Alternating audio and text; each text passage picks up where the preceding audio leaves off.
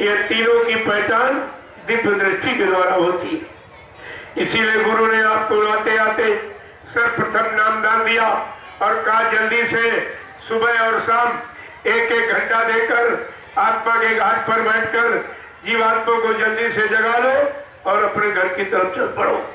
जब जीवात्मा की दिव्य आंख खुल जाएगी तो गुरु को पहचान लेगी, स्वार्थी लोभी लालचियों को भी पहचान लेगी, वो सबकी पहचान। इसीलिए संत महापुरुषों को त्रिकाल बोधि त्रिकालदर्शी कहा गया। ये भूत वर्तमान सबको एक ही जगह से बैठ कर देखती, इनको कहीं जाने की जरूरत नहीं है और तभी तुमको आगे आने वाले समय की जानकारी सूचना देते, ऐसे थोड़ी दे देते। तो ये सब विचार आपको करना चाहिए। कहा था ये विचारधारा तुम्हारे अंदर सच्ची कैसे आएगी, ये सत्कर्म जीवात्माओं को जगाने का कैसे करोगे, गुरु के वचनों पर तुमको विश्वास कैसे होगा, उनको अपना कैसे बना पाओगे। तो गोस्वामी महाराज लिखते हैं कि बिन सत्संग, कितना साफ साफ लिखती है कि बड़े भाग्य पायो सत्संगा और बिन प्रयास होए भव भंगा। क्या कह रहे हैं कि उनके बड़े भाग्य हैं जिनको समय के महापुरुष का सत्संग, सत्य का संग जीवात्मा को घर जाने वाला मिल जाए, वो बड़े भाग्यशाली। कि धन्य घड़ी सोई जब सत्संगा और धन्य जन्म इत्वज भक्ति अभंगा।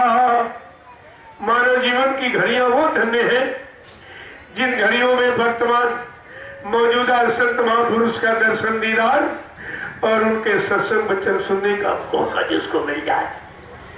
कि राम कथा के वे अधिकारी और जिनको साथ इस संगति अति प्यारी। राम कथा, कृष्ण कथा, हरि कथा, ये उनके अधिकार क्षेत्र में आती जिनको सत्संगत प्यारी हो। ये बेचारे सत्संगत जानते नहीं, इनको क्या मालूम। जबकि लिखा है सत्संगत किम न करो पुंसाम, सज्जनों की संत महापुरुषों की संगत से कौन सा ऐसा काम जो तुम्हारा बन न जाए। देखो कितनी बड़ी महिमा।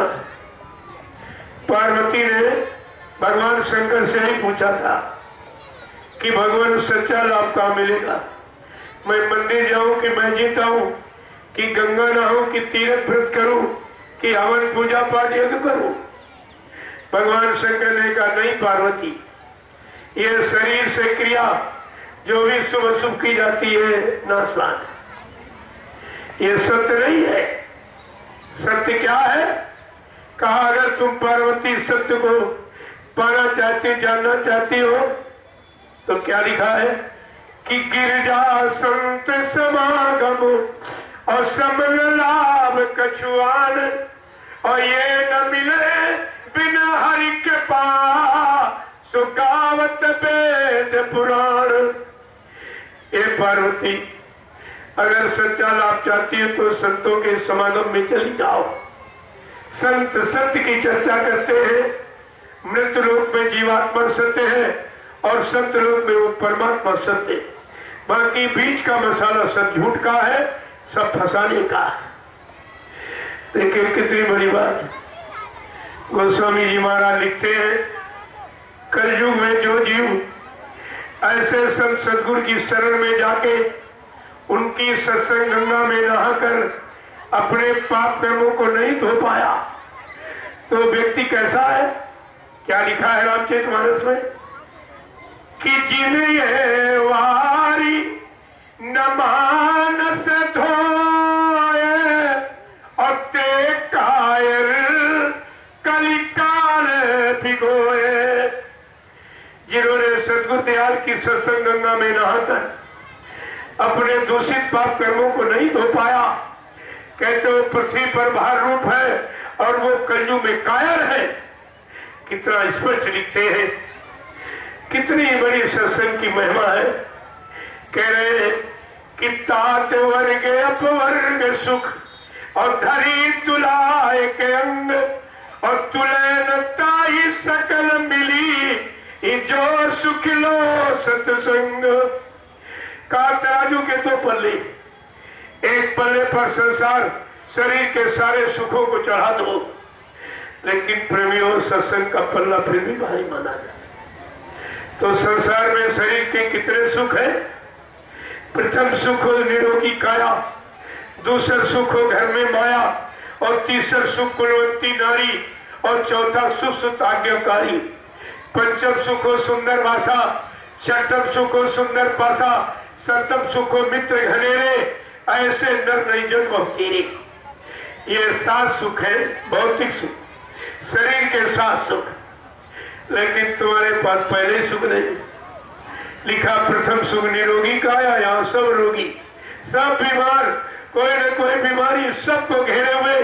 जब भौतिक सुखों में तुम्हारे पास पहले सुख नहीं है, तो आत्मिक सुख और शाश्वत सुख और आनंदमय सुख जिसको कहा गया, वो तो तुम्हारे से करोड़ों को दूर अभी बैठा। अभी तो गुरु के यहाँ भर्ती हुए थे अध्यात्म में। प्रेमियों, जहां पर भौतिक नाम की सृष्टि का अंत हो जाता है, वहीं से संतों की आध्यात्मिक नाम की सृष्टि का शुभारंभ होता है। यानी विद्वानों ने भी कुछ इशारा किया है, विवेकानंद जी ने थोड़ा सा इशारा किया है। Where is the philosophy of the world since there are religious start. जहां से भौतिक नाम की सृष्टि का अंत हो जाता है, वहीं से संतों की आध्यात्मिक पराविद्या और नाम की सृष्टि का शुभारंभ होता है। कितने बड़े शब्द ज्ञान के लिए आपको गुरु ने अपने यहाँ दाखिला दिया था, और आपने दाखिला ले लिया, लेकिन कुछ कर नहीं पाए, कुछ पा नहीं पाए। अरे विश्वास ही नहीं कर पाए गुरु पर और गुरु के वचनों पर और गुरु की युक्ति पर, तो ये काम तुम्हारा कौन करेगा? ये भी तो विचार करो। ये काम सृष्टि में किसी के बस का है? तो इतनी छोटी चीज तो तुम नहीं संभाल के रख पाए हो, तो आपको मिलने वाला ही क्या? इसने कहा कि अगर किसी को संत महापुरुष के वचन सुनकर आश्चर्य हो रहा, ताजुब और अतिशयोक्ति कह रहा है, गोस्वामी महाराज लिखते हैं कि सुनी आचरज जन कोई तो सत्संगत महिमा नहीं कोई। अगर संत वचनों को सुनकर आश्चर्य हो रहा है, कहा वो सत्संग वचनों से हजारों को दूर बैठा है, अभी उसने प्रवेश भी नहीं लिया है। अगर कहीं गुरु की कृपा दया से सत्संग वचनों को जान गया है, समझ गया है, दृढ़ता से पकड़ लिया है, तो गोस्वामी महाराज लिखते हैं कि मतलब कि जो यानी 4 वेद 6-7 18 पुराणों में वो लाभ नहीं है। क्या कि जो जानू सत्संग प्रभाव और लोग कहूं वेद नया ने उपाऊ। का लोक और वेद, लोक के लिए वेद लिखे गए, उनमें भी वो उपाय नहीं है परमात्मा की प्राप्ति का जो संत महापुरुष अपने सत्संग में जीवों को दे देते हैं। लोगों सब कुछ तुम्हारे घर में लिखा पड़ी रखी, लेकिन गोस्वामी जी महाराज के हस्तलिखित रामचरितमानस ग्रंथ को अगर आपने पढ़ा होता, प्रेमियों, पढ़ा जाता अपने लिए और बांचा जाता दूसरे के लिए। तुमने बांच कर लोगों को सुनाया है, लेकिन पढ़ा नहीं है, न पढ़ा है, न गढ़ा है, न अपने मन को सुधार पाया है और न अपने मन को सत्संग वचनों की दया से भिगो पाया है। लेकिन यह सब जानकारी आपको रख दीजिए, लेकिन कुछ नहीं, तुम्हारे समझ में कुछ नहीं, और तुम्हारे लिए सब दुख। इसलिए महापुरुषों ने सत्संग की महिमा को ध्यान में रखते हुए क्या कहा कि सत्संग सार है जीवन का, सत्संग सार है जीवन का। ये जीव बेचारा क्या जाने, यह जीव बेचारा क्या जाने। ये जो फंसे काल के चक्कर में, जो फंसे काल के चक्कर में, ये सत्संग में आना क्या जाने, सत्संग में आना क्या जाने। जो काल के जाल में फंसे वो जीव सत्संग में नहीं आएंगे तो कुछ समझ नहीं पाएंगे, क्योंकि ये बड़े पाक साफ निर्मल पवित्र मन का सौदा है, ये कूड़े कचड़े का नहीं है। सत्संग वचनों का असर प्रभाव जब पड़ जाता है, बड़े बड़े कतरी चोर डकैत क्षण में बदल जाती है। वाल्मीकि जी महाराज का उदाहरण है आपके यहाँ, जो चोरी छीना झपटी राजनी के सिवा दूसरा काम नहीं था, और क्षणिक संत महापुरुषों का सत्संग मिला जिसने उनके जीवन को बदल दिया। और उनके लिए क्या लिखा है, उल्टा नाम जपत चल जाना और वाल्मीकि भयो ब्रह्म समाना।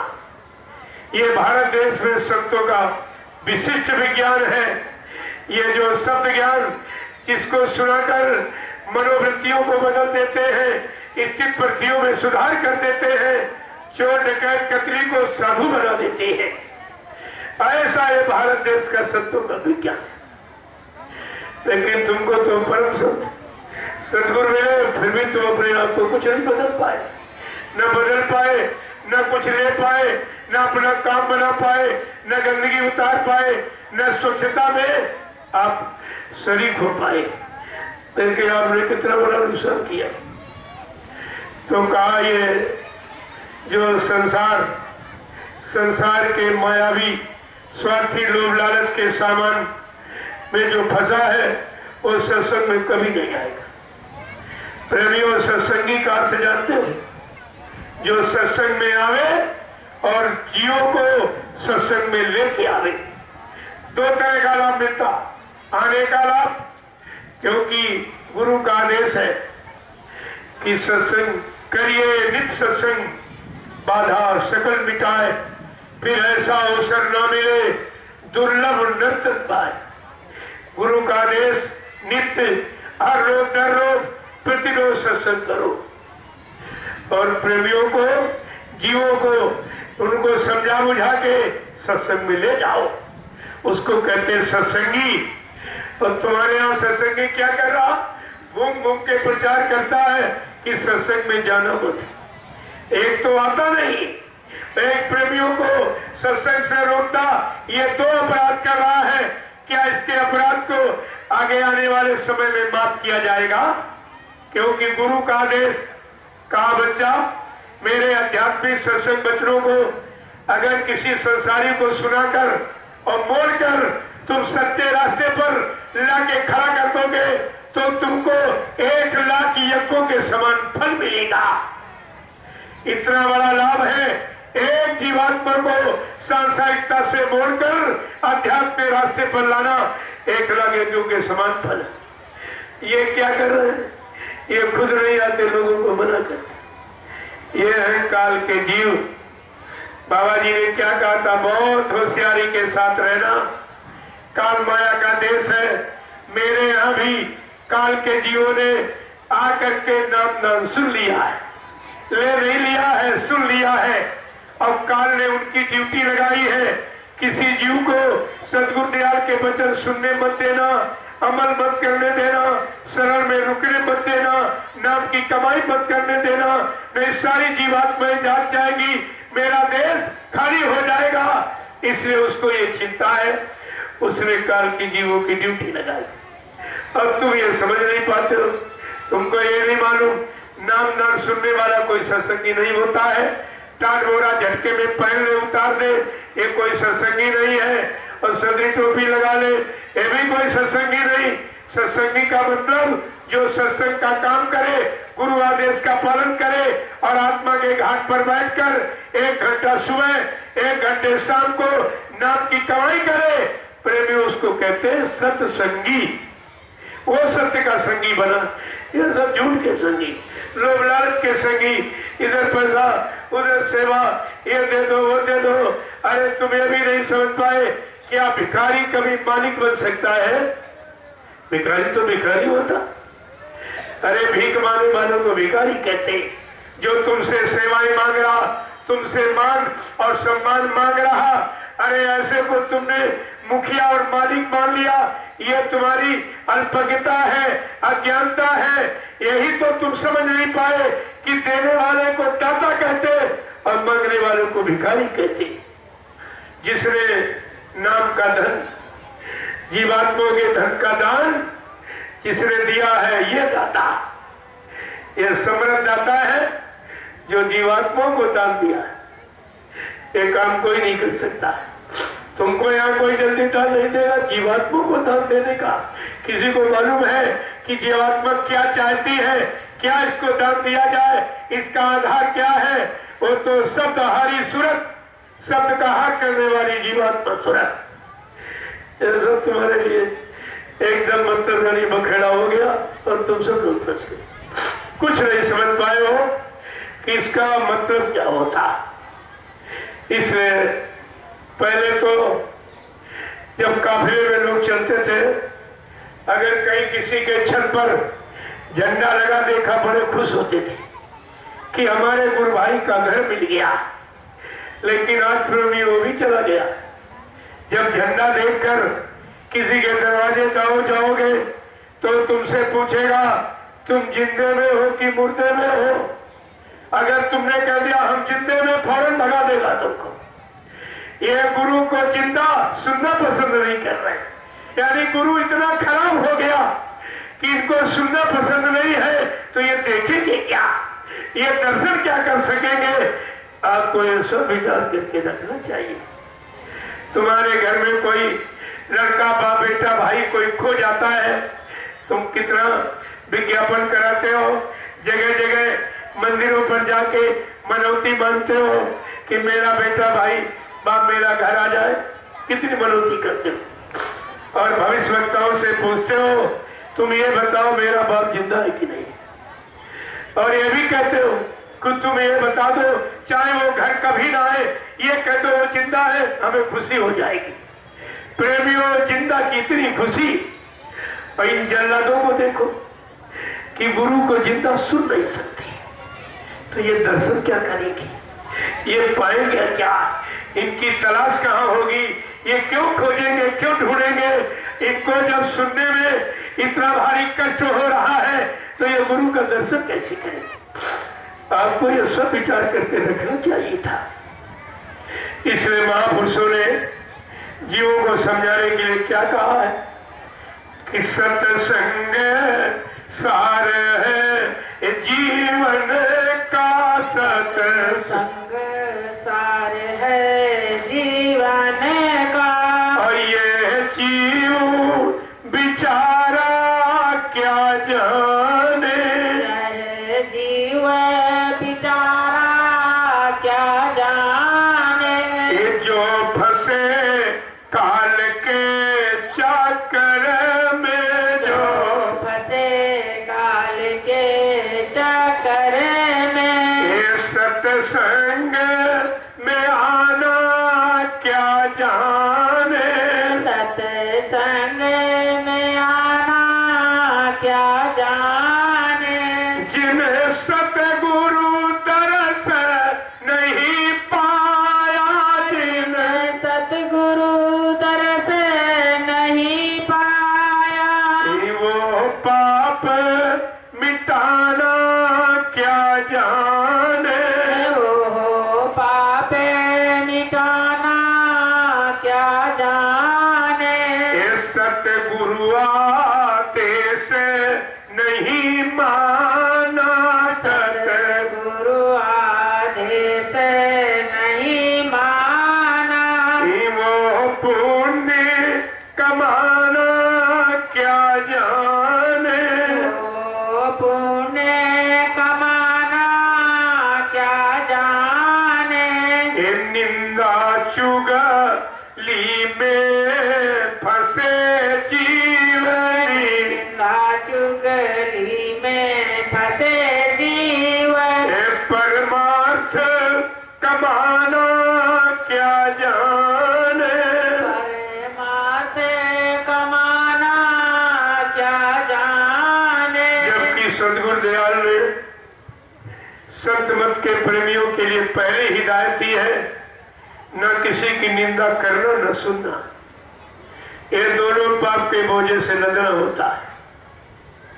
3 चीजें कहा था बच्चा सदैव याद रखना। पहला, न निंदा करना न सुनना। कम खाना, जिससे आलस नहीं आएगा, शरीर तंदुरुस्त रहेगा, भजन करने में मन लगेगा। और कम खाना यानी बर्दाश्त करना। समय बहुत खराब है, कोई तुम्हारा सामान ले रहा हो तो 3-4 बिस्वे जमीन कोई छीन रहा हो तो तुम चुपचाप भजन करते रहना, उसको छोड़ देना। आगे समय आ रहा, तुम्हारी तुमको दिला दी जाएगी।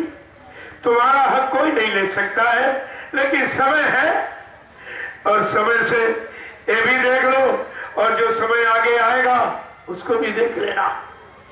देखो कितनी बड़ी चीज। ये 3 चीजें गुरु के आदेश, और ये लोग पहले ही आदेश नहीं मान रहे। तब सत्संगी की निंदा, बुराई चुगली करने में जुटा पड़ा है। कोई अच्छा काम तो करता ही नहीं। गुरु के आदेश को बिल्कुल स्वप्न में भी नहीं मानता। जबकि कहा गया था, गुरु आदेश चाहे सैन में हो चाहे बैन में हो, स्वप्न में भी विरोध न आने देना ही गुरु भक्त का लक्षण है। स्वप्न में भी विरोध नहीं आता, उसको गुरु भक्त कहते हैं।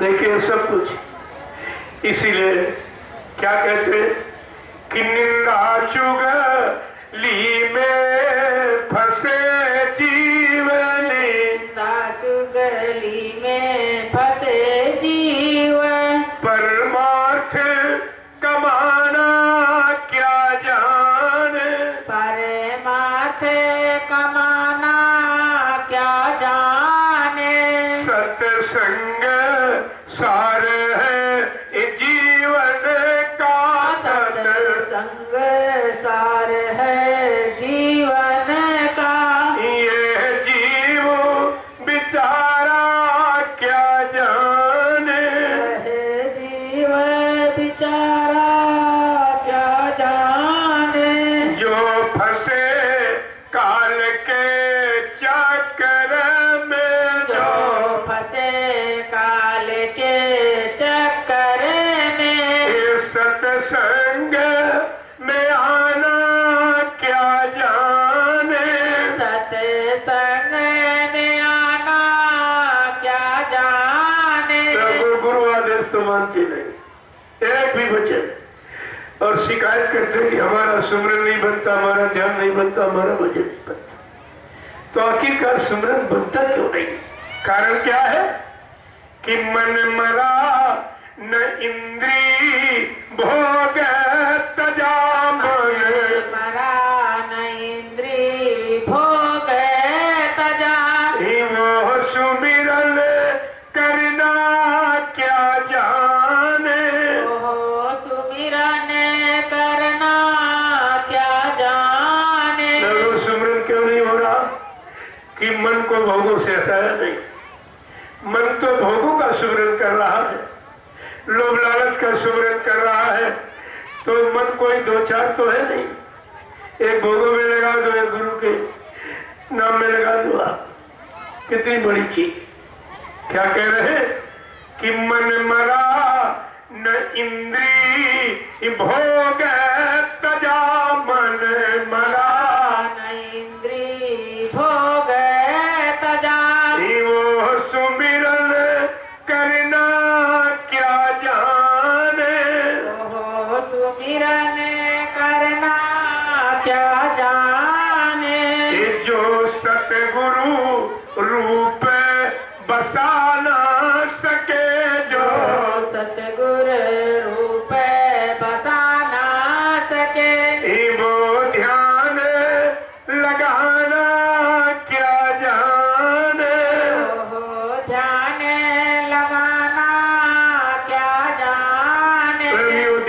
का होता जिसको कभी देखा हो। और तुम सबको तो यही सिखाया जा रहा, कोई कह रहा राम का ध्यान करो, कृष्ण का ध्यान करो, हनुमान का ध्यान करो, शंकर का ध्यान करो, और तुमने किसी को नहीं देखा। क्या बिना देखे का ध्यान होता है? अगर कुंवारी कन्या से कहो तुम पति का ध्यान करो, कर सकती, जिसने पति को देखा ही नहीं। तुम्हारा सब ऐसे मनगढ़ंत। इसीलिए संत महापुरुषों ने सच्चा रास्ता जीवों के क्या रखा है, और इसीलिए कहा गया ध्यान मूलम गुरु मूर्तिम, पूजा मूलम गुरु पदम, मंत्र मूलम गुरु वाक्यम, मोक्ष मूलम गुरु कृपा। मोक्ष गुरु की कृपा पर निर्भर है, क्रिया में नहीं है। कलयुग में जब गुरु की कृपा हो जाएगी, और इनसे पूछो जो गुरु को मुर्दा कह रहे हैं, इन पर किसकी मूर्ति की कृपा होगी? ये क्या मूर्ति का ध्यान करेंगे या पुतले का ध्यान करेंगे जो जलाया मथुरा में? क्या पुतले का ध्यान करेंगे? अरे जड़ काम करता कि चेतन काम करता, जिंदा काम करता कि मुर्दा काम करता? इतनी छोटी बात तुम नहीं समझ पाए हो। और देखो ऐसी खलमंडली हो गई तुम्हारी, और तुम्हारी समझ में कुछ नहीं है। जो सारे ब्रह्मांडों की सैर कराने आया, मृत्यु लोक से लेकर सत्यलोक तक बीच के जितने मुकाम मंडल लोग, सबको जानता है, सबको समझता है, और सारे मंडलों से जीवात्मा को उद्धार कर ले आया, और अपने नाम जहाज पर बैठाल कर फिर जीवात्मा को सारे मंडलों से होकर ले जाने का जिसने दावा किया है, तुम उसको समझ पाए हो? उसी को मुर्दा कह रहे हो। ये भी तुम्हारी समझ नहीं है। हम ये कह क्या रहे, अभी हमारा कोई काम हुआ नहीं, और कह तो काम करने वाला चला गया, तो फिर ये तुम्हारा काम करेगा कब? ये भी तो विचार करो, जो तुमने नाम डाल लिया है जीवात्मा को जगाने का, घर ले जाने पहुंचाने का, ये काम तुम्हारा कौन करेगा? ये सब विचार करके आपको रखना चाहिए। इसीलिए कहा गया है कलयुग में क्रिया साध नहीं, कृपा साध। किसी की कृपा हो जाए, दया हो जाए, तो ये जीवात्मा का काम हो सकता है, अन्यथा ये काम किसी के बस का नहीं है। जितने यहाँ पर सब मन के वशीभूत हैं, मन के लिए लोभ लालच और मान और सम्मान में सब डूबे हैं, ये जीवात्मा का काम नहीं कर सकते। और आपको यह सब विचार भी करना चाहिए। इसलिए कहा गया कि जो सतगुर रूप बसा ना सके, जो सतगुर रूप बसा ना सके, वो ध्यान लगाना क्या जाने, वो ध्यान लगाना क्या जाने, जो सुरती शब्द से जुड़ ना सकी, जो सुरती शब्द से जुड़ ना सकी, अंतर का तराना क्या जाने, अंतर का तराना क्या जाने। जबकि संत महापुरुषों ने कहा है सूरज गुरु मेहर से, शब्द खुलेगा गुरु मेहर से, खींचे सूरज गुरु बलवान। जो अंदर से उधर ऊपर से आवाज आ रही, जिनको धर्मशास्त्रों में लिखा है आकाशवाणी, अमृतवाणी, अनंतवाणी, ब्रह्मवाणी, ईश्वरवाणी, और मुसलमानों ने जिसको कलमा और आयत कहा। ये इसी मनुष्य मंदिर में 24 घंटे शंका, घंटा संघड़ियाल सब बजते, आरतियां हो रही है। तभी आपको बाहर में ईंट पत्थर का मंदिर बनाकर और घंटा संघ बजाकर आरती जगा करके ये तुमको ट्रेनिंग कराई जा रही है। जैसे इस मंदिर में घंटा संघ तुम बजा रहे हो तब बजता है, आरती जला रहे हो तब जलती है, लेकिन मनुष्य मंदिर में जिसने जो परमात्मा का बनाया है, इसमें निरंतर आवाज घंटा संघ की हो रही है। तुम्हें कहीं जाने की कोई जरूरत नहीं है। तो ये तो ट्रेनिंग सेंटर थे मंदिर मस्जिद के गुरुद्वारे, आपको सच्चे अच्छे ज्ञान को कराने वाले, मानव जीवन को शुद्ध सात्विक बनाने वाले ये सबसे ट्रेनिंग सेंटर थे, तुमने इनका भी अपमान कर दिया। पूजा भी करते हो, शराब भी पीते हो, बतासे पेड़ चलाते, झूठ बेईमानी छड़कपट, ये सब करते हो। तुम्हारे पूजा का भी मतलब तुमको नहीं मालूम कि पूजा किसे कहते हैं और पूजा का अर्थ क्या है और पूजा का लाभ कब कैसे मिलता है। ये सब तेरे बुला दिया।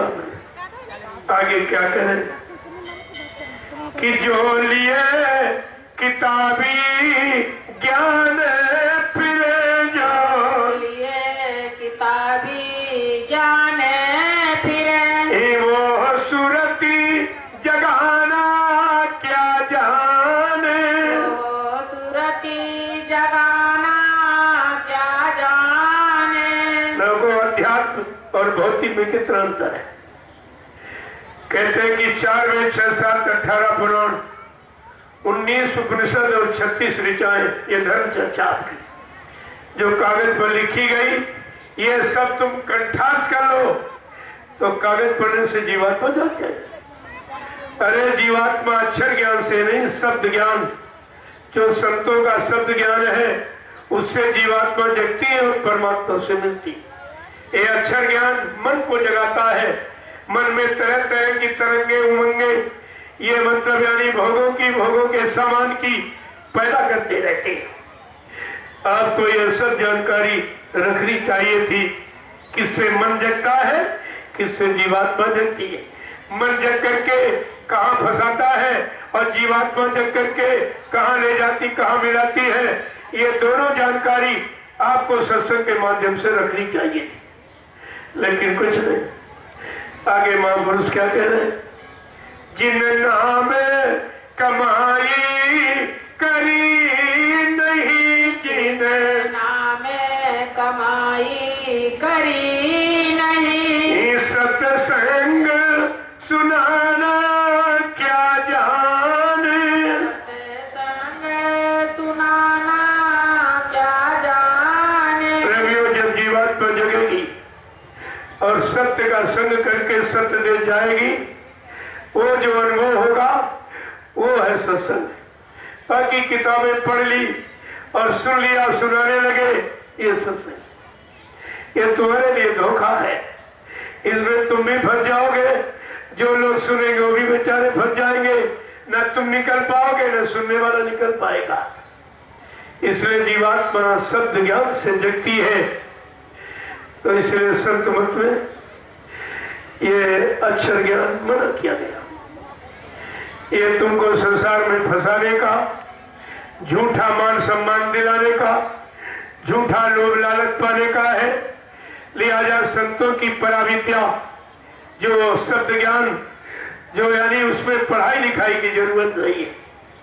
इसलिए संत मत के लिए लिखा है, बिना पढ़ा पढ़ जाता है और पढ़ा लिखा बह जाता है। जो तमाम विद्याओं एक कूड़ा कचरा समेट कर ले आया, जैसे गधे पर 4 वेद 6 7 18 पुराणों को लाद दो तो गधे को कोई विद्वान कहेगा, कोई विद्वान कहेगा गधे को। और वही काम तुमने किया, ये रट लिया, वो रट लिया, ये दूसरों का अनुभव, एक्सपीरियंस और साधना युक्ति लादे घूम रहे हो। ये गधे वाले काम मत करो और शब्द ज्ञान संतों का ले लो और जीवात्मा जाग जाए और परमात्मा सुने। कितना सरल है और सहज है और सुगम है, ये आपको समझना चाहिए। इसीलिए कहा था कि जिन नाम कमाई करी नहीं, जिन नाम कमाई करी नहीं, सत्संग सुनाना क्या जाने, सत्संग सुनाना क्या जाने। ताते चेत करो सत्संगत, तासे चेत करो सत्संगत, गुरु बचन को सब माने, गुरु बचन को सब माने।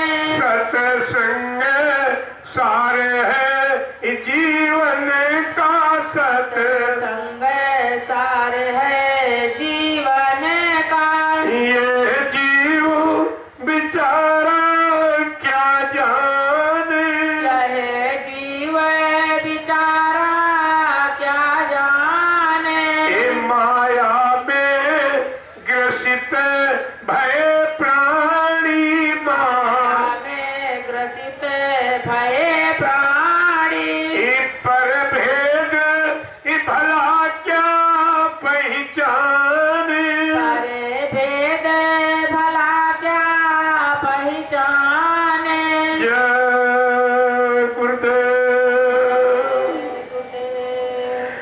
प्रेमियों, ये सत्संग इसको कहते हैं।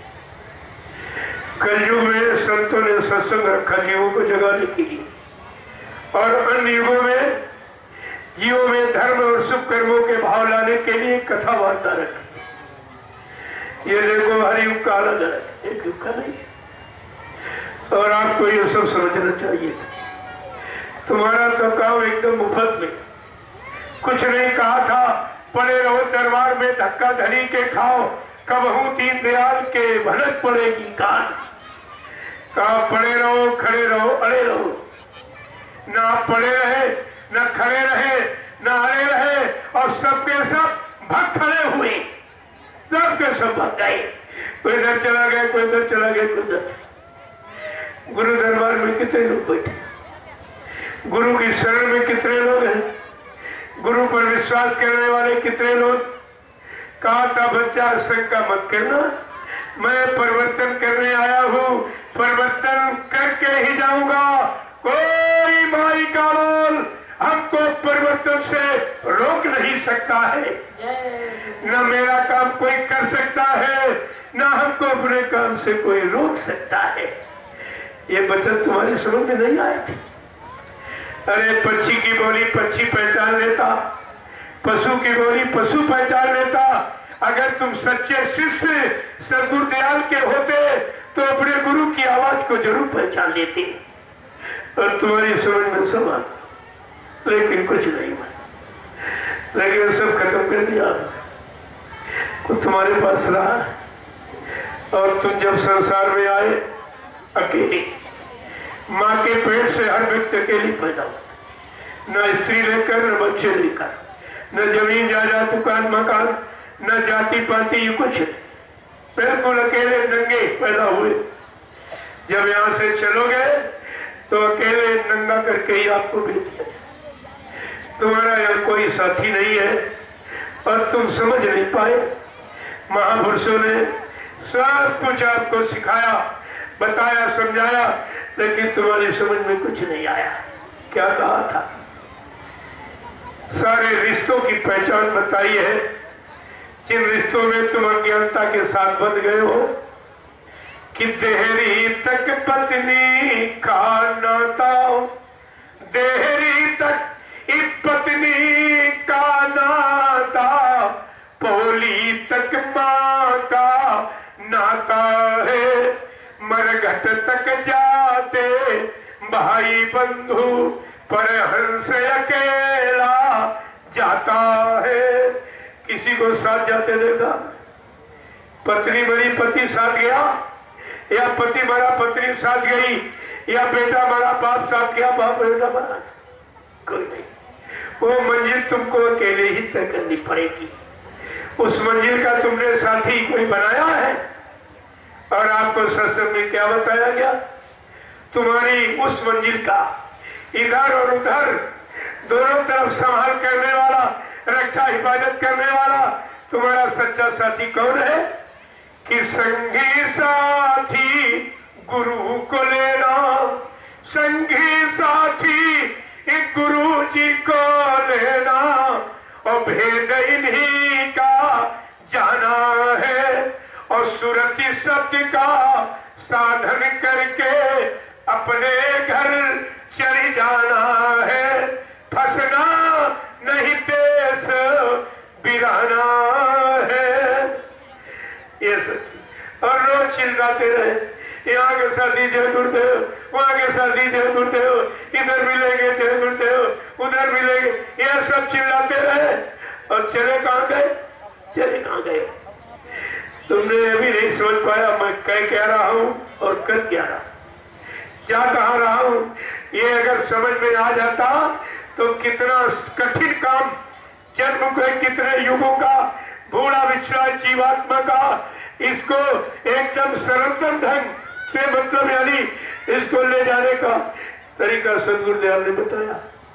आपने उनकी कोई बात नहीं मानी, कोई बात तुम्हारी समझ में नहीं आई, और सब मथुरा आश्रम में पड़े रहे।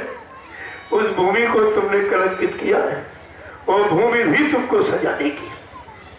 जिस भूमि पर रहकर खाकर ऐसो आराम करके गुरु के वचनों को नहीं माना और गुरु को ही कलंकित किया, क्या वो भूमि तुम्हें माफ करेगी? वो धरती भी तुम, मथुरा की भी तुमको माफ नहीं करेगी। तुमने उस महापुरुष पर झूठ बोलने का, वादा खिलाफी करने का, दगेबाजी करने का कलंक लगाया है, लिहाजा वो मथुरा ब्रजभूमि तुम्हें माफ नहीं करेगी। ये सब तुमको विचार करके करना चाहिए था। यही मथुरा में जब कंस ने करवाया और कृष्ण के साथ पूरा मौत का चक्कर बनाया, मरवा दो, जहर खिला दो, पुत्र को भेजो मार दे, इसको भेजो मरवा दे, यही काम उस भूमि पर हुआ। तो कृष्ण ने किसी को माफ नहीं किया और भूमि ने सबको यानी सबक सिखा दिया। आज वही उसी मथुरा भूमि पर रहकर जो तुमने कलंक गुरु पर लगाया है, ये छोटा मोटा है, ये ब्रजभूमि तुम्हें कभी माफ नहीं करेगी। इस पर और वही रह रहे हो, अब भी खा रहे हो उसी महापुरुष के जगह नाम की का नाम लेकर, जय गुरुदेव नाम के द्वारा आज भी तुम लाभ और मान सम्मान सामान प्राप्त कर रहे हो। ये कितना भारी कर्जा महापुरुष का, जिसने नाम जगाया और नाम के से तुम नाम की कमाई कर रहे हो और उसी महापुरुष के तुम मर के चला गया, धोखा देके चला गया। ये उसी के लिए शब्द उच्चारण कर रहे हो। ये ब्रजभूमि तुम्हें कभी माफ नहीं करेगी। ये हमेशा ध्यान में रखिए। आप कृष्ण के इतिहास को देख लीजिए और उससे, वो तो एक अवतारी शक्ति का था, ये तो महापुरुष का है। तो इस पर आप विचार कीजिए। मैंने भी कुछ नहीं कहा है, ये जरूर आपसे कहूंगा कि सारे काम आप जवानी में पूरा करने की कोशिश करते हो, क्योंकि आपको मालूम कि बुढ़ापा आने वाला है। अब बुढ़ापा आ जाएगा तो कोई काम नहीं होगा, कोई काम नहीं होगा। ये समझकर घर मकान, बच्चों की शादी ब्याह यानी सारी व्यवस्था आप कर देते हो। तो मैं आपसे यही पूछूंगा, ये भगवान पाने वाला काम, ये बुढ़ापे में काम?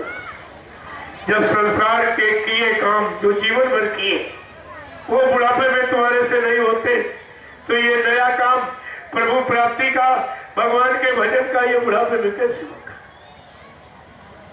इसलिए महापुरुषों ने इशारे में क्या कहा कि कर ले निज काम जवानी में, कर ले निज काज इस जवानी में, इस 2 दिन की जिंदगानी में। मेहमान जवानी जाती है, मेहमानों इस जवानी जाती है, फिर लौट कभी ना आती है। रे मूढ़ इसे मत खो देना, तू किससे और कहानी में। कर ले निज काज जवानी में, इस 2 दिन की जिंदगानी में। मेहमान जवानी जाती है, फिर लौट कभी ना आती है। रे मूढ़ इसे मत खो देना, तू किससे और कहानी में। भगवान इसी में मिलते हैं, कि भगवान इसी में मिलते हैं। क्यों ढूंढे पत्थर पानी में, कर ले निज काज जवानी में। इस 2 दिन की जिंदगानी में, इससे तो खोज एक गुरु की कर, इससे तू खोज एक गुरु की कर। और मिल जाए तो फिर हो जाए निडर, अब मिल जाए तो फिर हो जाए निडर। और संत कहे निज पानी में, कर ले निज काज जवानी में। इस 2 दिन की जिंदगानी में, जिन बात गुरु की ईमानी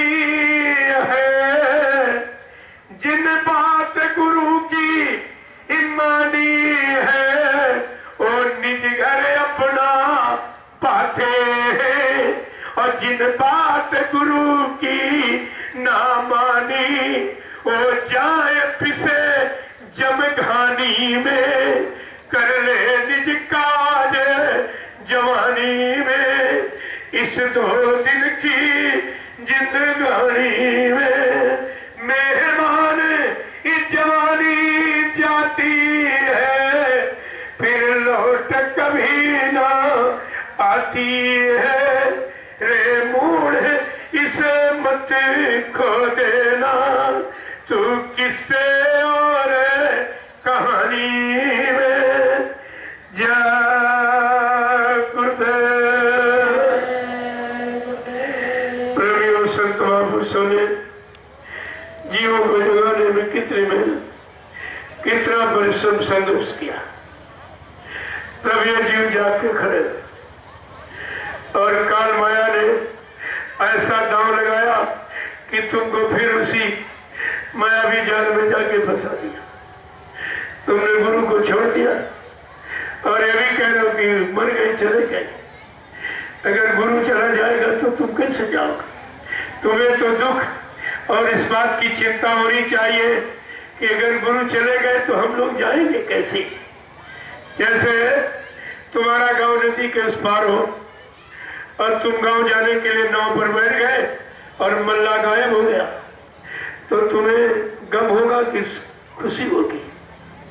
अगर मल्ला गायब हो जाए तुम्हें तो ये चिंता होगी हम घर कैसे जाएंगे, हम तैरना जानते नहीं, नाव चलाना जानते नहीं, हम अपने घर कैसे पहुंचेंगे। तो तुमको